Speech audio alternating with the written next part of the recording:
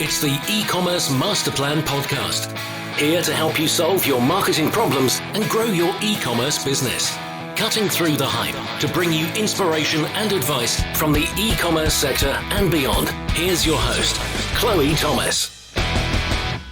Hello and welcome to this episode of the e-commerce master plan podcast. I'm Chloe Thomas, the creator and host of this award-winning show, and it's my aim in every episode to help you find ways to improve your e-commerce business. As we head towards the very end of the year, we've got a couple of episodes left for you this year, the first one of which is coming at you today. And in this episode, I'm talking to someone from a very, very high growth business. And we're going to touch on kind of some of the big e-commerce topics, the role of SEO, how the customers are behaving, customer journey mapping, and a few other interesting areas. I think you're going to enjoy this one. So it's coming up in a moment or two. But before we get to it, please do check out the sponsors.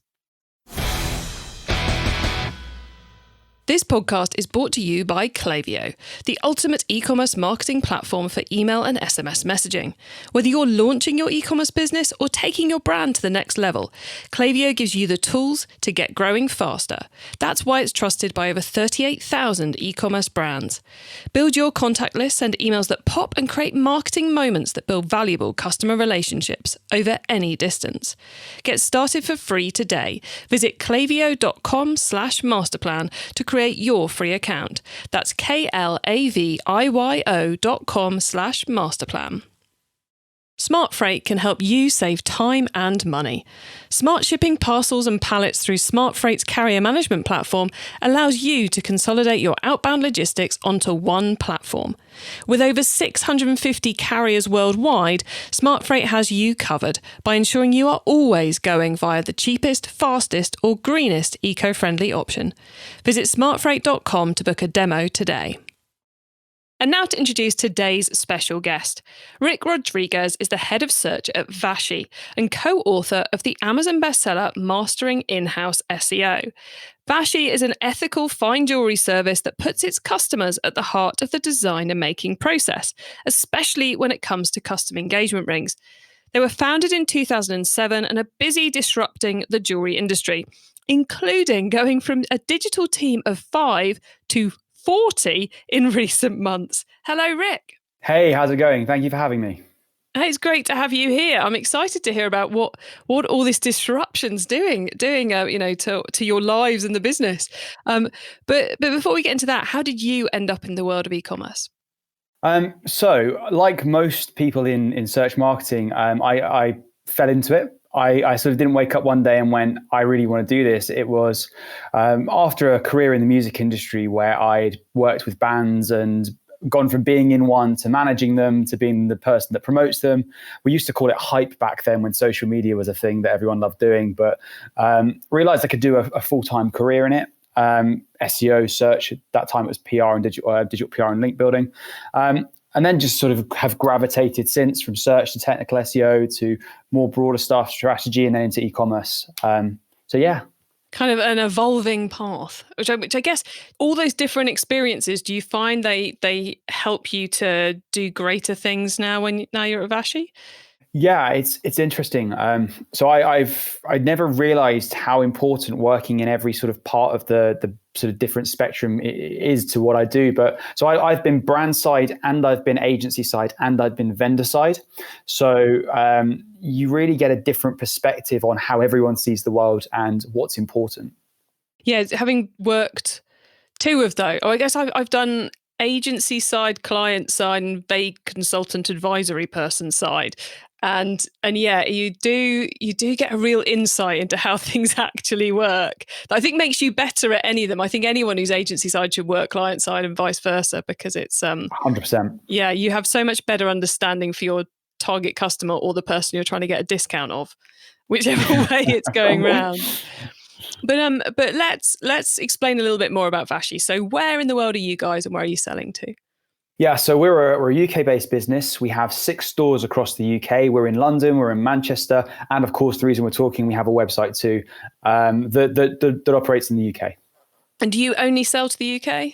As it currently stands, the UK is our primary market. But if we have any international listeners that would like to take a look at our wonderful website, you're more than welcome to do so as well. Cool. Okay. And product-wise, I mentioned jewelry, I mentioned engagement rings, I mentioned a custom element, but do you want to tell us a bit more about the product range, please? Yeah, so there's this premise that something you make is always better than something you buy. So if you go to, if you have a child and your child goes to school and draws a picture for you, or draws you a birthday card, that always has intrinsic value to you that you just couldn't go out and buy. And when you think about engagement rings and just jewelry as a whole, like these are really important purchases to people's lives. So what our business is focused on is this idea of co-creation. It's bringing the people that we sell to or we work with, our clients, into the process of designing fine jewelry. And that's from small customizations, engravements, and that kind of thing, all the way to full bespoke where we'll design it with you. It is one of those psychological things, isn't it? Where if we're involved in the creation, even if, if we're running a cake business and we get our customers to vote on which cake to put in the shop next week, the customers are more likely to buy it because they're that much more engaged with it. They're much more, because they've had that input into what actually happens. It can make a big difference in the selling experience. Yeah, and you think about something like an engagement ring. For a lot of people, this is a really important and sentimental purchase. And when you see what sort of the typical process of buying an engagement ring is like, it can feel quite cold. So think of it as bringing a bit of warmth to the process, but also you want to make sure it's absolutely perfect, and we enable you to do that. It's kind of crazy that it's not the norm to custom engage an engagement ring, custom design an engagement ring, because it's a huge quantity of cash that someone's spending on something that's really important and should be being worn for the next, 40, 50 years or so. It's kind of crazy that you would just go and spend that kind of money and buy it off the shelf. It is. And actually, you see that so with diamonds specifically, we often talk about the 4 C's of diamonds. So cut, clarity, color, and carat. I always get tested on these. But there's a trend in the market where people are talking about this 5th C of diamonds, which is the idea of customization. But I think there's a difference between customization, being able to say, I want a white gold ring as opposed to a yellow gold or rose gold, and actually really designing it yourself and feeling like you had a hand in the entire look and feel. And that's what we bring as part of our in-store experience and part of our digital experience as well. And what platform are you doing this on? Is it one of the standard ones, or are you on something a bit more bespoke because of the more bespoke nature of the service? We use sort of one of the off-the-shelf e-commerce platforms, but clearly we have an amazing development team who are customizing and building components to make this work for us. Are you happy to mention which one it is? I don't know if I can, I'm afraid. Okay, cool. See, guys listening, it's always really cool to get on people who are doing really cool stuff, but quite often they can't tell us things. I'm sorry. So we shall stay in suspense on that one. But yeah, it's equally interesting to know you can't tell us. Anyway, so you've got the platform.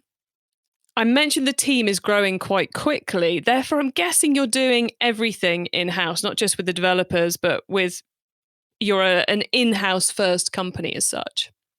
Well, we believe that talent is important, and if we have the right mindset, our founder Vashi Dominguez is an absolutely inspirational guy, and he's built this company up, and he's built many companies up, and he's really got that mindset of the great talent and great attitude equals great businesses. So yeah, we try and bring teams in house if we can, and that's not to say we don't work with partners in places and agencies where we need to, but like we value our talent and we try and find the best that we can. And being part of a team that's growing so fast, how is that? It's just so exciting.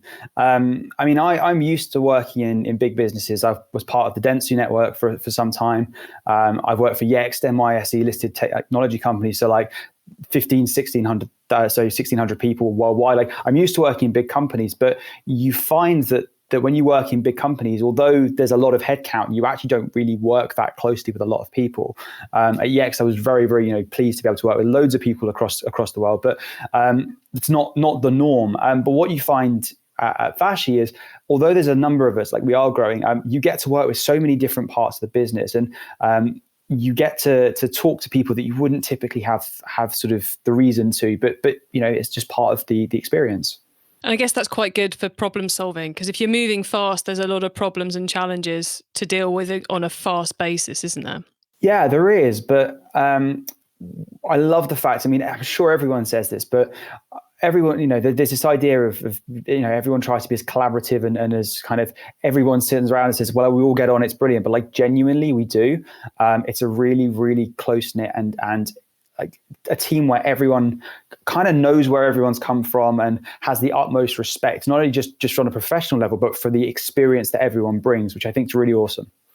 Well, that sounds very cool. Very cool. I can see it's going to be a lot of fun making all the changes to the jewelry world that you're going to be doing over the coming months. But I want to talk a little bit about that experience part, because whilst you are selling jewelry, it strikes me that Vashi is more selling an experience rather than a product as such. So does that change the approach to the marketing somewhat? I think it's interesting. A lot of jewelry marketing as a whole is quite experiential. It's a lot of, particularly in fine jewelry, you're selling an idea, and that idea may be to be part of an aspirational club of people that can afford the Cartier this or the Tiffany that. So there's always a part of experiential selling and kind of selling that mindset.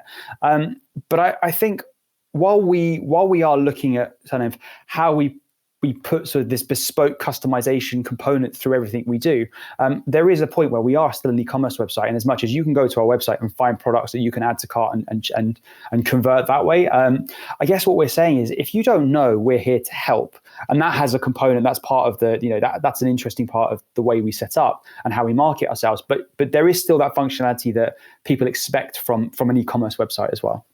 And do you find that changes, so your core is on the SEO side of things at the moment. Do you find that changes the keywords you're going after and the activity you're going after, that it's more about, more about kind of the long tail of the engagement activity than it is necessarily the word engagement ring?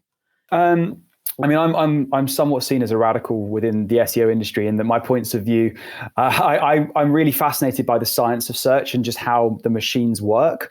And I won't bore everyone with the kind of nerdy technical details, but I've always been of the mindset that at its core, search is about getting people information. And what you start to see is when people ask questions at the moment, like people ask search queries are questions in effect, they're just vehicles for finding information. The role of a search engine is to answer that person.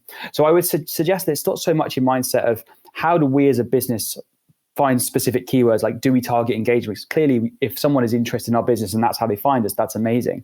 Really, it's how do we, and I don't just talk about Vash, I talk generally about my approach to SEO. As a search marketer, I always look for how can we communicate to the people that we're trying to reach? Like, what are they talking about?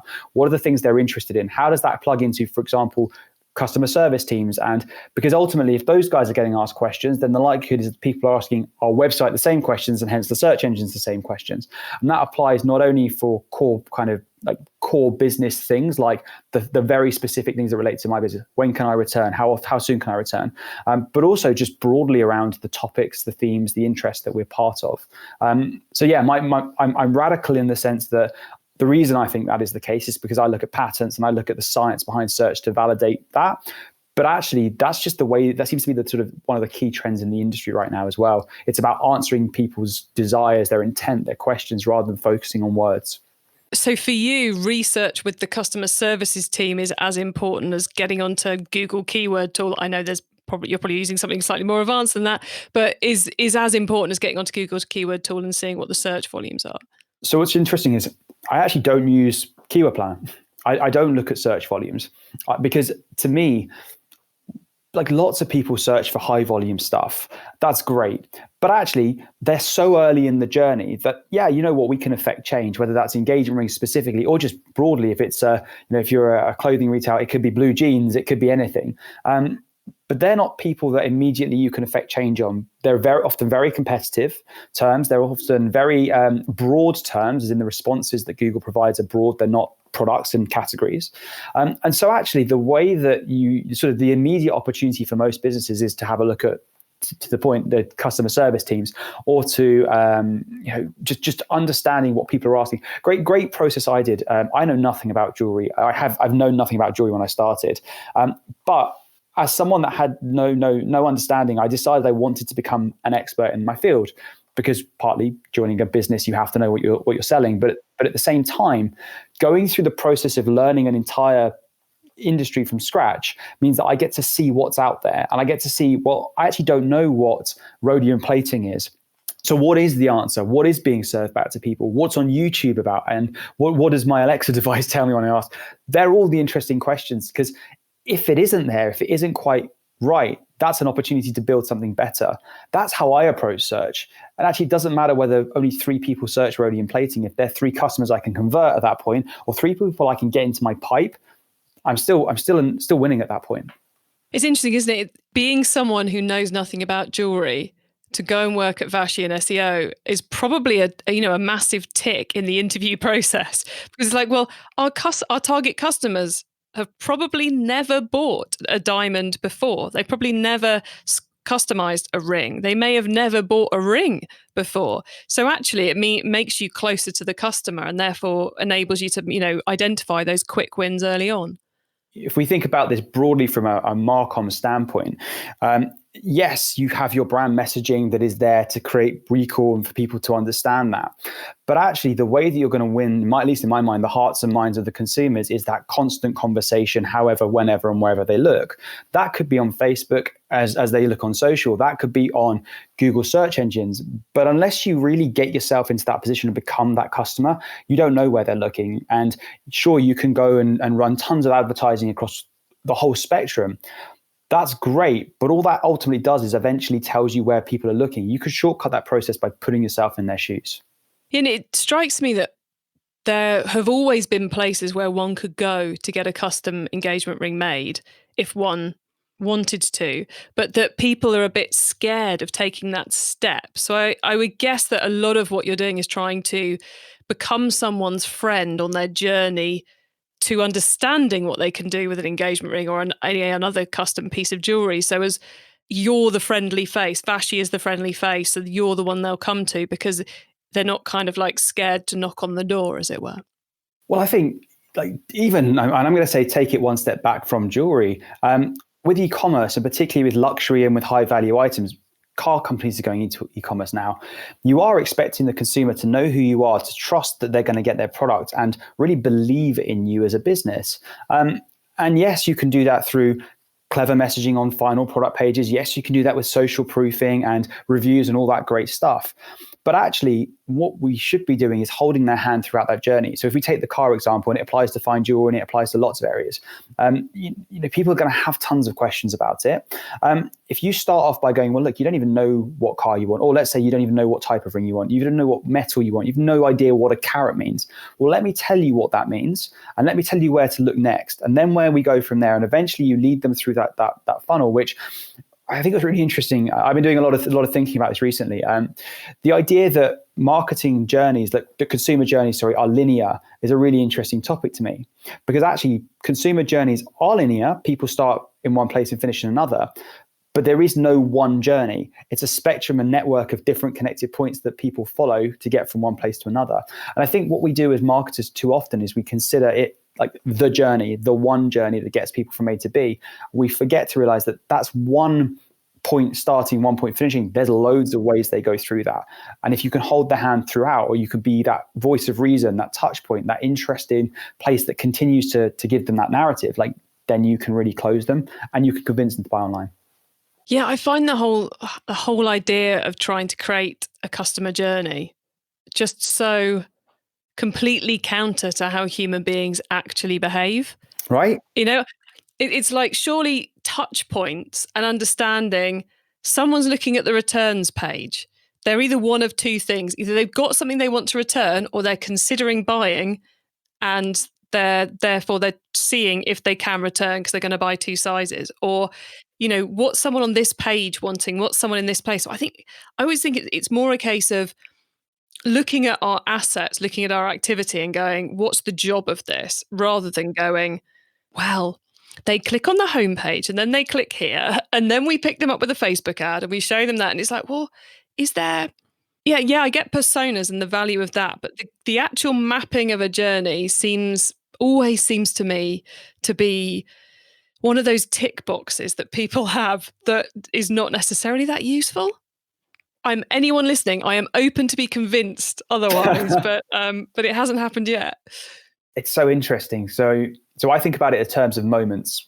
And actually, you without getting too philosophical and boring people, because I want to keep this sort of practical, but we understand that the web, the web is ultimately it's a connection between the social graph, people and how they're connected, and the information graph or knowledge graph, which is what underpins search engines, but it's how different points of information relate. And the bit we don't talk about is the bits that kind of connect the information graph and the social graph together, the bits that connect the people, the audiences, to the information and the next steps as a result of that. But to me, that's moments, right? They are the points of connection. They're not intrinsically linear, because in the same way that a social graph has lots of different offshoots and connections and ways you can travel from A to B, you can do that within what, let's call it the moment graph, for want of a better phrase. There are lots of connected moments that join different people, audiences to different moments and different pieces of information. So you can't predict that. It's and what's really interesting is, to your point, humans are intrinsically spontaneous. If you think about like display advertising, right? You can show someone an ad, but to do that and to show them at that right moment at time, etc., you have to know a lot about them. But then that's great, but humans are intrinsically spontaneous. So there's always a point where you don't know enough and you put your foot in it and serve the wrong thing to the wrong person. And they know that you've been tracking them because you get it so right that it's wrong. I think we try so hard to figure out this stuff, when in fact what we don't do is figure out what information we should be putting out there, because the people are out there, the social graph exists, but it's on us to build that information graph that connects people. E-commerce Master Plan is supported by some of the greatest companies in the e-commerce sector. Here's a reminder of who they are. This podcast is brought to you by Klaviyo, the ultimate e-commerce marketing platform for email and SMS messaging. Whether you're launching your e-commerce business or taking your brand to the next level, Klaviyo gives you the tools to get growing faster. That's why it's trusted by over 38,000 e-commerce brands. Build your contact list, send emails that pop, and create marketing moments that build valuable customer relationships over any distance. Get started for free today. Visit klaviyo.com/masterplan to create your free account. That's klaviyo.com/masterplan. Customer experience when shopping online is crucial, and it doesn't stop at the checkout. Smart Freight plugged into your e-commerce platform allows your customers to take the driving seat when it comes to selecting a shipping service. And branded tracking communications keep your customers informed of their order's journey all the way through to receiving their parcel. Visit smartfreight.com to book a demo today. It's time for the top tips round. Okay, I love this section because it gives me and our listeners some really quick ideas for taking our businesses to the next level. So Rick, you ready for the top tips? Let's do it. Okay, the book top tip. If everyone listening to this podcast agreed to take Friday off and read a book to make their business better, which book would you recommend? I think it's called The Hard Thing About Hard Things, or The Hardest Thing About Hard Things. It's, I want to say it's Mark Andreessen. No, it's Ben Horowitz that wrote it. Fantastic book. The culture of like VC-backed firms, how that works, and just an idea of how to run a business from the senior level. Really, really interesting. Even if you're a junior person and wanted to learn what your C-suite think about, like, it's a great book. Always good to know what the other side are thinking, isn't it? Yeah, you can never learn that enough. Okay, the traffic top tip. Which marketing method do you either prize above all others or think doesn't get the press it deserves? I mean, I'm biased, right? Organic search for sure, but brand-driven organic search. So organic search, not just keywords and content for the sake of it, but really focused on what our customers are asking, e.g. found through our customer service teams, etc. Nice. I would have been slightly worried if you hadn't said SEO at this point. Okay, the tool top tip. Maybe a collaboration tool, a social media plugin, a phone app, or just a way of working. Is there a cool little tool you use that makes you and your team more efficient from day to day? So this is going to be a really weird one, and I've got so many tools I love, but my favorite thing I found is I've got a plugin on my Chrome, on Chrome, which is called Copy and Paste All URLs, which basically means you can take all the tabs you have open, copy and paste them into an Excel spreadsheet, and then reopen them all again from a spreadsheet. If you've got a list of 50 landing pages and you want to open them all at once without having to copy and paste backwards and forwards, that saves you so much time. You just do it in 3 clicks. Oh, I wish I'd known about that 10 days ago. That would have saved me so much time. Insanely cool. I was only thinking, I was thinking, it's one of those classic things, isn't it? I was thinking, I bet there's a tool to do this, but I have no idea what I would start searching to find it. It's like, how you would be like, how do I avoid having to click on each of these URLs individually? And then you probably end up down some kind of hideous wormhole and never find it. That is being downloaded as soon as we stop recording. So good. Okay, the growth top tip then. Try and top that tool top tip. If you met someone today who's focused on growing their e-commerce business from 100 orders per month to 1,000, what would be your number one tip for them? Start from scratch. Pretend you know nothing. Learn your industry as if your customers are learning them, and really get to understand what that means and fill in the gaps. Love it. Succinct, to the point, and continuing a theme we were talking about earlier. Perfect. Thank you, Ric. You can come on again. Okay, Ric, before we say goodbye, could you please let the listeners know where they can find you and Vashi on the web and social media, please? Yeah, so let me start with Vashi. Vashi's at vashi.com. Please do visit, and I hope you guys absolutely love what we do as much as I do. I'm at Ric Rodriguez _UK on Twitter, which is the worst Twitter handle. Like, it was from years ago and I haven't got around to changing it, but that's where I am. And I'm also on LinkedIn, Ric Rodriguez. You can find my name. And yeah, I look forward to connecting with people. I used to have a worse Twitter handle, which was Chloe _ECMP, which is my shortening of e-commerce master plan. And oops, took years to change it, and then was like, oh, strangely enough, this one's better. Chloe Thomas Ecom, or one word, if anyone's interested. So she says, go completely off topic yet again. Ric, thank you so much for being on the show. It's been a pleasure catching up with you. I will be watching fascination to see what you guys get up to over the coming year, because I think it's going to be a very interesting space. So thanks so much for coming on the show. Thank you for having me. It's been great.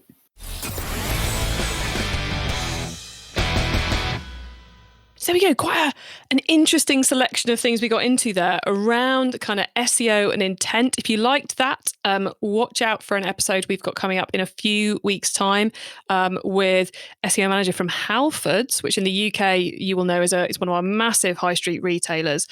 So some really interesting bits and bobs from him, very much around the intent of search as well.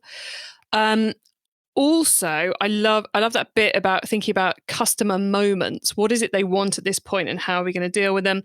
And, just some of that things they're doing around fast growth. Really, really interesting. Now, look, you can get your hands on the notes from today's show, including the top tips and links to what we've mentioned, by heading over to ecommercemasterplan.com/podcast.